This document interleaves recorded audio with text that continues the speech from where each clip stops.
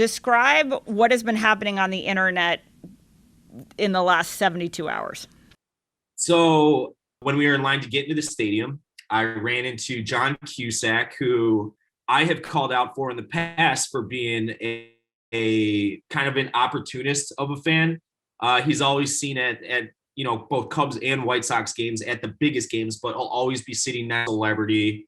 Like Eddie Vedder with the Cubs, he's always seen next to him. And but over the last 5 years, when the White Sox were winning like 0 games a year, you never saw him even sniff Sox Park. And like I personally was gutting out those 40-degree April games when they were losing by 8 runs to the Detroit Tigers, and there was just nobody, no name after no name on the field. So it like I don't care in the end.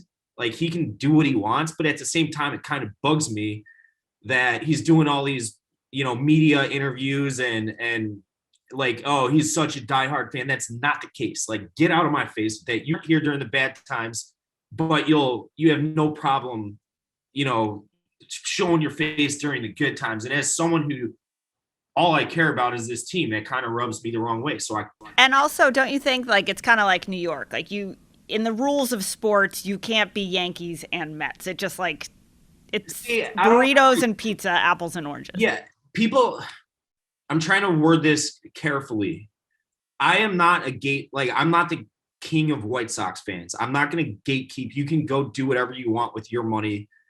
But at the same time, it is so like, I think it's the lamest thing on earth. If you have a city with 2 teams to only root for each team when it's good. And it just so happens like the life cycle of both teams, they're never good at the same time and they're never bad at the same time. Okay, so you're not the arbiter of being a White Sox fan. That's good to know. Before we get to John Cusack, explain the White Sox Dave band list. Basically just a Rolodex of people that are either opportunist fans or gave up on the team like well before they became good again. Like said, I'm done with the White Sox. It's like, all right, well, I know they're going to be good in 2 years. You're not allowed to root for them because you said you're done with them. Like I'm keeping tabs. I'm keeping tabs. But in the end, it's all a joke. It's all a joke. And that's what I want to do. So I walked up to him and he knows about the ban list because fans call him out for being on the ban list. And he's always been funny about it. He's like, there was one video where he's like, fuck you guys. And he was like laughing about it, leaning into it. And that's the kind of reaction I thought I was going to get from him. I thought he was going to bust balls back, but he immediately just started squaring me up. And he was doing the like chest finger pointing thing.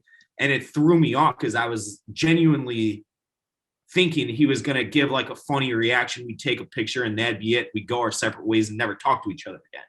But when he started throwing out like the most random name drops of all time, like Mike Squires was a backup infielder well before I was born. I know who he is, but it's not like. So he challenged you to like White Sox knowledge and then was like, you're an idiot because you don't know anything about the White Sox. But you're like, I'm rattled because this guy's threatening, this 7-foot guy is like chest bumping me. Is that basically what you're saying?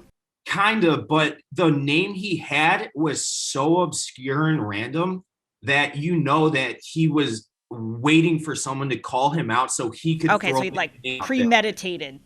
1000% premeditated. All right. Well, I'm a Red Sox fan, so I'm not gonna wish you luck. But I appreciate what you've been through. I think you've completely owned the moment. All right, and where do people follow you? At Barstool Chicago, at Redline Radio. Those are our 2 biggest brands, and then the Dog Walk, of course. And then at Barstool WSD on Twitter and at White Sox Dave on Instagram.